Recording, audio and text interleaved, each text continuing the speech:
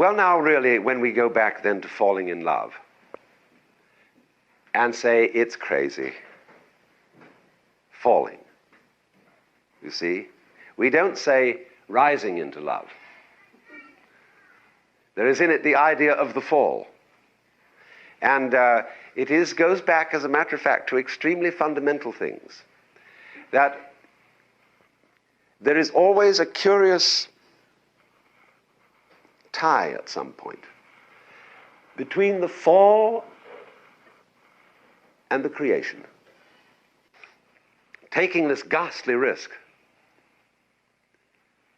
is the condition of there being life. You see, for all, life is an act of faith and an act of gamble. The moment you take a step, you do so on an act of faith because you don't really know that the floor is not going to give under your feet. The moment you take a journey, what an act of faith. The moment you enter into any kind of human undertaking and relationship, what an act of faith. See, you've given yourself up. But this is the most powerful thing that can be done. Surrender. See, and love is an act of surrender to another person. Total abandonment. I give myself to you. Take me. Do anything you like with me. See? So, that's quite mad, because you see, it's letting things get out of control.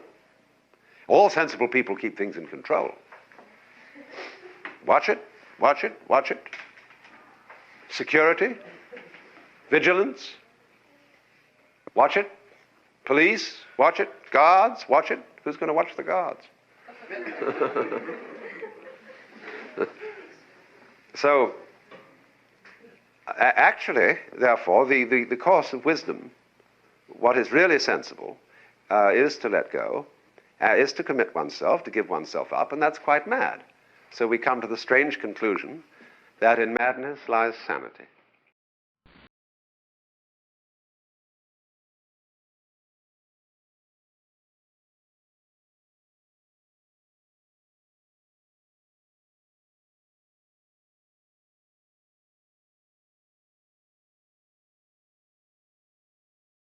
Would like to be like that, and by and large, man's religions are attempts to cultivate that same power in ordinary people. But unfortunately, they normally go about this task as one would attempt to make the tail wag the dog. I remember when I was a small boy in school, I was enormously interested in being able to do my schoolwork properly. And everybody told me that I didn't work hard enough and that I ought to work. I had an intense desire to do this, but when I asked, "How do you work?" everybody shut up like a clam. So I was extremely puzzled, but there were teachers who apparently knew how to work and had attained considerable heights of scholarship, and I admired them very much for their attainments. And so I thought that maybe I could learn the secret by copying their mannerisms. I would imitate the style of handwriting that they used. I would use the same kind of pen. I would affect the same mannerisms of speech and gesture, and insofar as I could get around the school uniform, even of clothing. I must assure you this, of course, was a private school in England, not a public school in America. But none of this revealed the secret, because I was, as it were, copying the outward symptoms and knew nothing of the inner fountain of being able to work. And exactly the same thing is true in the case of people who love. When we study the behavior of people who have the power of love within them, we can catalogue how they behave in various situations, and out of this catalogue formulate some rules. One of the peculiar things we notice about people who have this astonishing universal love is that they are apt, but not always so, but they are apt very often to play it rather cool on sexual love. The reason for this is, generally speaking, unknown to preachers, but it is because an erotic relationship with the external world operates, so far as they're concerned, between that world and every single nerve ending. Their whole organism, in all its aspects, physical, psychological and spiritual, is an erogenous zone. And therefore their flow of love is not specialized or canalized so exclusively in the genital system as it is with most other people. Especially in a culture such as ours, where for so many centuries that particular expression of erotic love has been so marvelously repressed as to make it seem the most desirable kind of love that there is. And so we have, as a result of 2,000 years of Christianity, sex on the brain. Which isn't always the right place for it.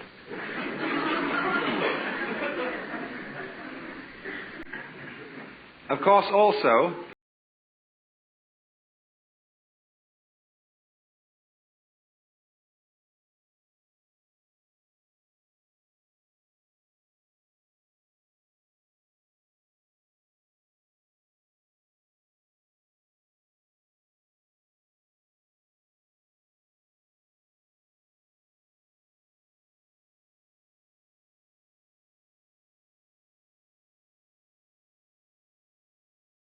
so noticing this, the codifiers of loving behavior write down that you should give so much money to tax-deductible institutions and to the poor, and that you should be nice to people, that you should act towards your relatives and your friends, and indeed even your enemies, as if you love them, even if you don't.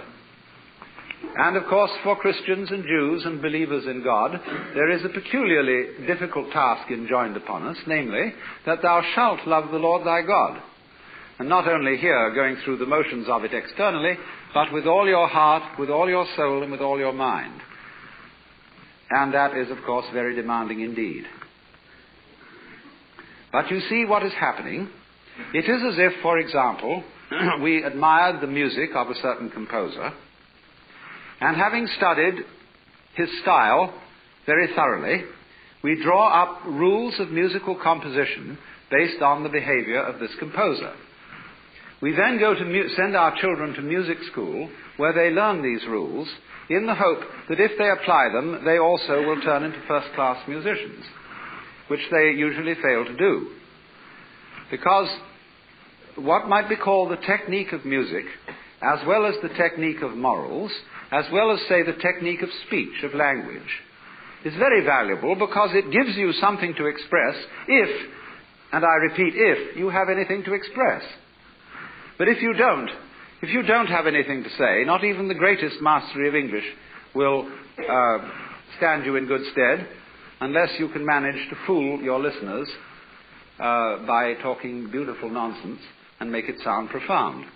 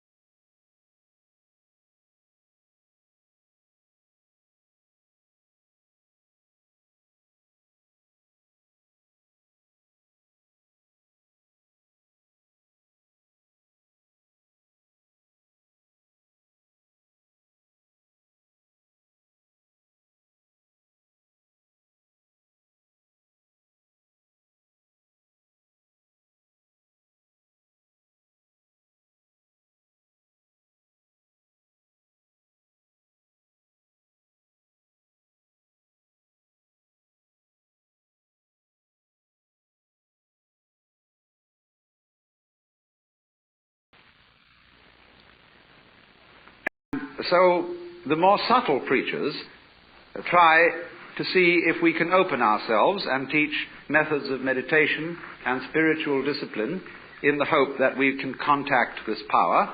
The less subtle preachers simply say, you don't have enough faith, you don't have enough guts, you don't have enough willpower. If you only put your shoulder to the wheel and shoved, you would be, of course, an exemplar and a saint. Actually, you will only be an extremely clever hypocrite. The whole history of religion is a history of the failure of preaching. Preaching is moral violence.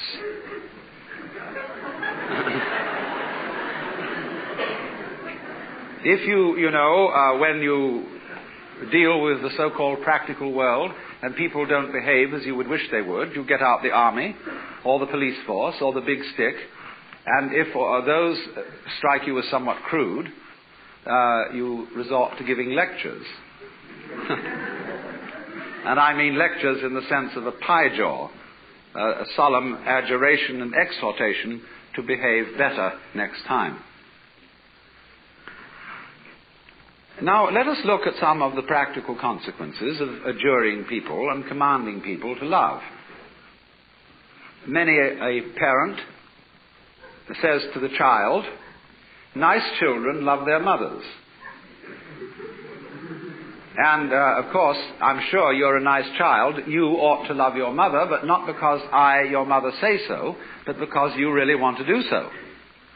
Because one of the difficulties is none of us in our heart of hearts respect love which is not freely given. If, for example, you are an ailing parent and you need to be looked after and you have a son or daughter who feels dutifully that they should look after you because, after all, you've done so much for them, but this somehow, your living with your father or mother prevents you from having a home and a life of your own, naturally you resent this duty, and your parent is well aware that you resent it, even if they pretend to ignore it. They therefore feel guilty that they have imposed upon your loyalty, and you, in turn, can't really disclose from yourself the fact that you hate them for getting sick, even though they couldn't help it. And therefore nobody enjoys the relationship. It is a painful duty carried out. And the same thing would naturally happen if, after a number of years, having at the altar made a solemn and terrible promise that you would love your wife and husband, come what may, forever and ever, till death do you part, and then suddenly you find you really haven't the heart in you to do it anymore, then you feel guilty, and that you ought to love your wife, family, or whatever, and naturally, this is a sort of fiasco, as would be obvious, if you were to ask your wife, do you really love me? And she were to reply, I'm trying very hard to do so.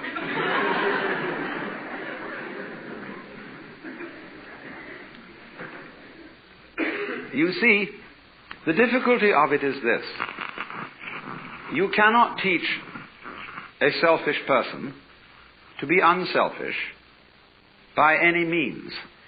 That is to say, whatever a selfish person does, whether it be giving his body to be burned or giving all that he possesses to the poor, he will still do it in a selfish way of feeling.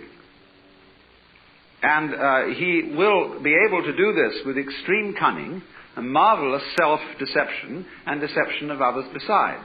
But the consequences of fake love are almost invariably destructive, because they build up resentment on the part of the person who does the fake loving, as well as on the part of those who are its recipients. This is why the foreign aid program has been such a dismal failure. Now, of course, you may say that I'm talking in a very impractical way, because you would say, well, do we just have to sit around and wait until we become inwardly converted and learn through the grace of God, or some sort of magic, how to love, and in the meantime do nothing about it and conduct ourselves as selfishly as we feel? There is, as a matter of fact, something to be said for that. Because the first problem in the whole of this is honesty. And the reason why the Lord God says at the beginning of things, thou shalt love the Lord thy God with all thy heart and with all thy soul and with all thy mind, is not because the Lord God is stupid, but because he's very clever. That which appears to be a commandment is actually a challenge, or what in Zen Buddhism would be called a koan, a spiritual problem. Because if you exercise yourself resolutely in trying to love God and or your neighbor, you will find that you get more and more tangled up. You will realize increasingly that the reason why you are attempting to obey this as a commandment is that you want to be the right kind of person. And obviously you want to be the right kind of person for your own reasons. And so if you do, in the first place, feel selfish and come to the conclusion, as a result of trying various experiments with love, that you love yourself more than anybody else, the proper thing to do is to investigate your self-love, to find out why you love yourself and what you mean by yourself when you say you love yourself. For the reason is this: love is not something that is a sort of rare commodity.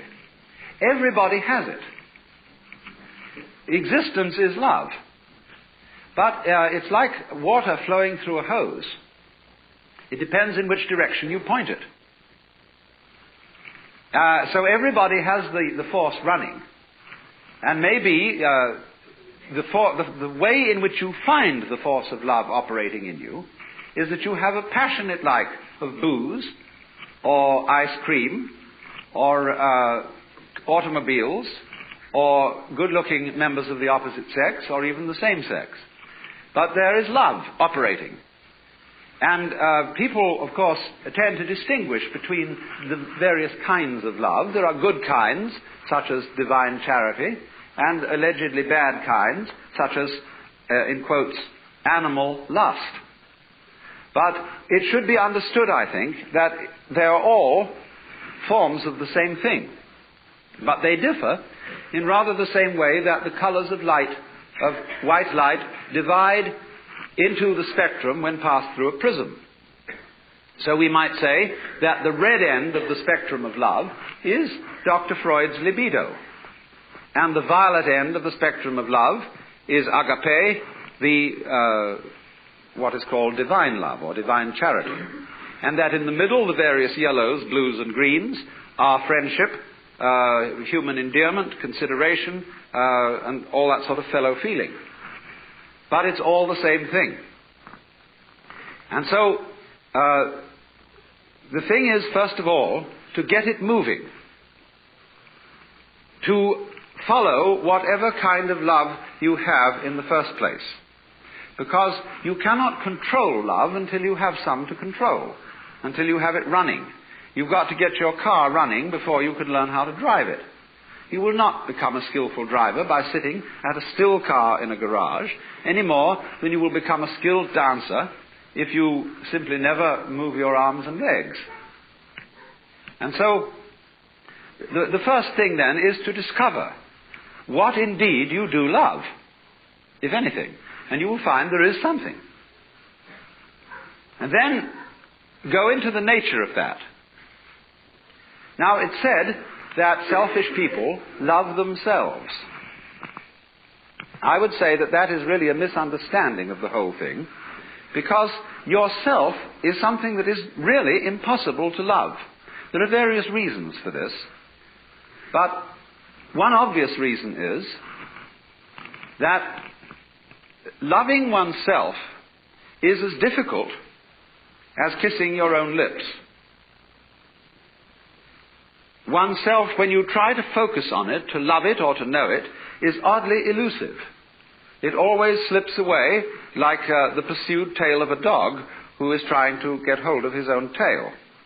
So to pursue your own end has some difficulties about it.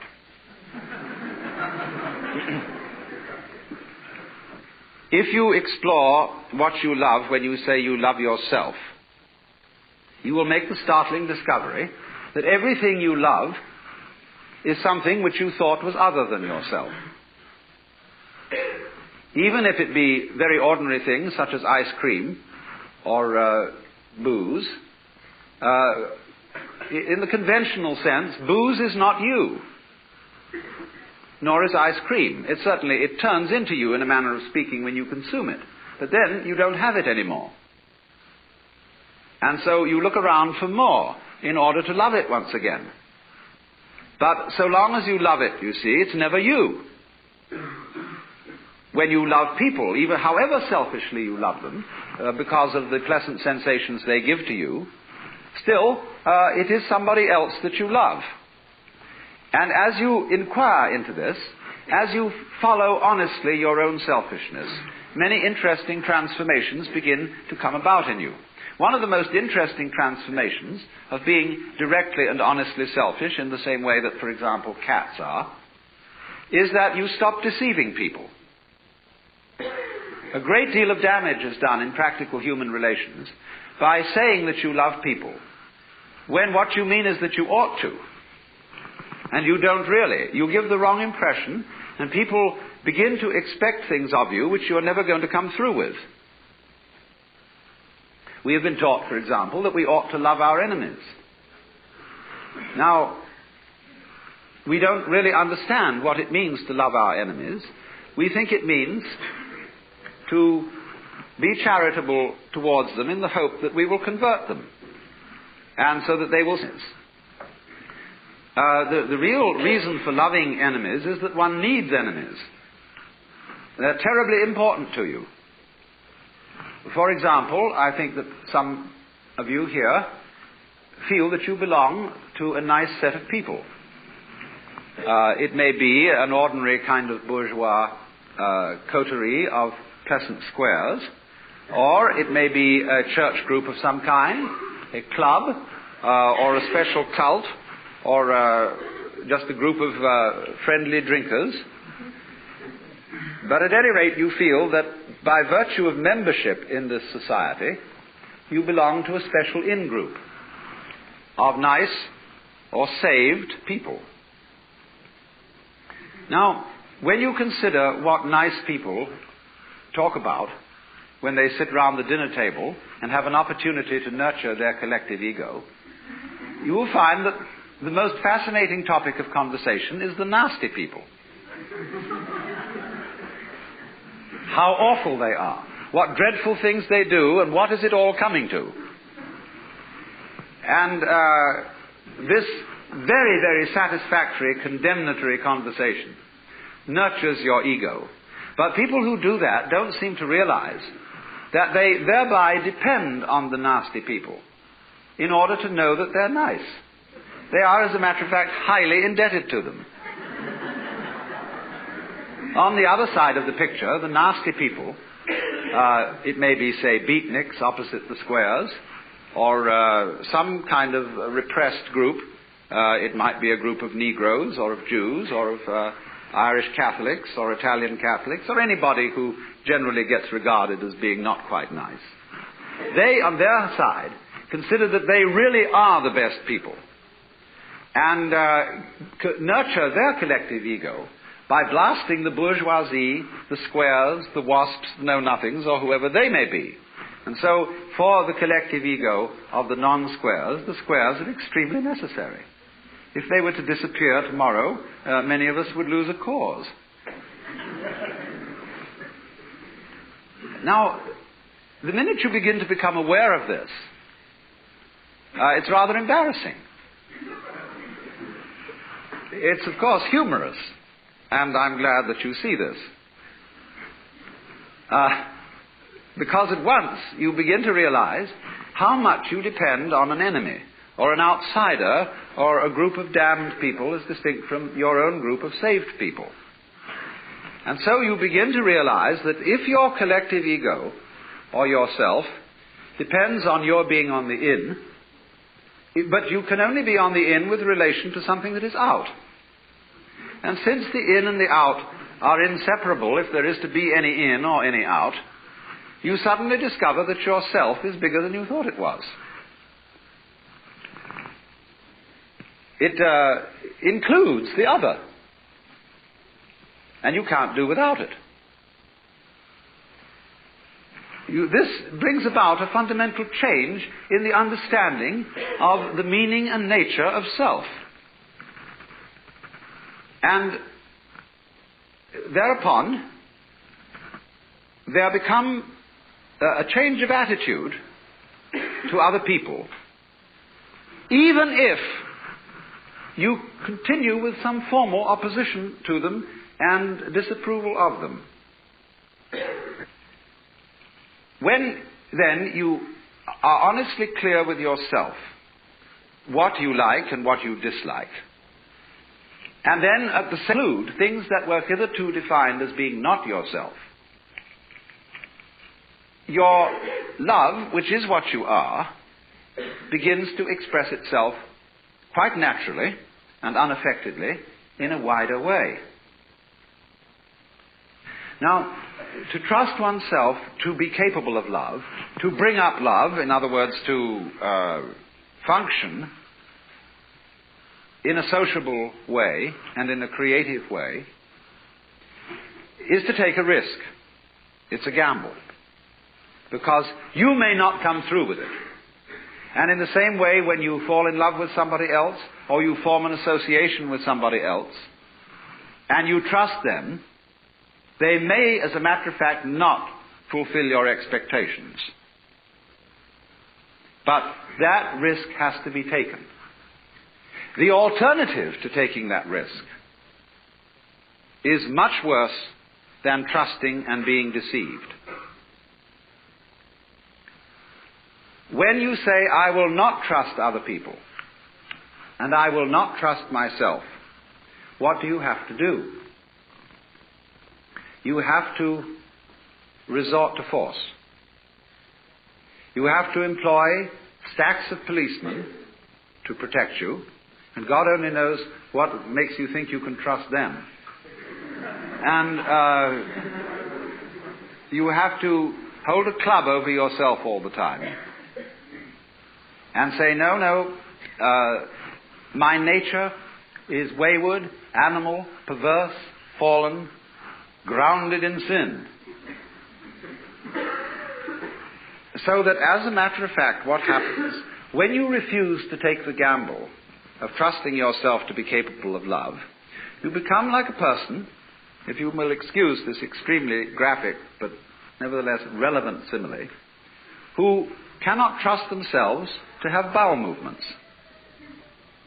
Many children learn this from parents who do not trust them and think that they ought to have these movements in rhythm with the clock, which is a different kind of rhythm than the rhythm of the organism. So people who cannot trust themselves to do this endlessly take laxatives.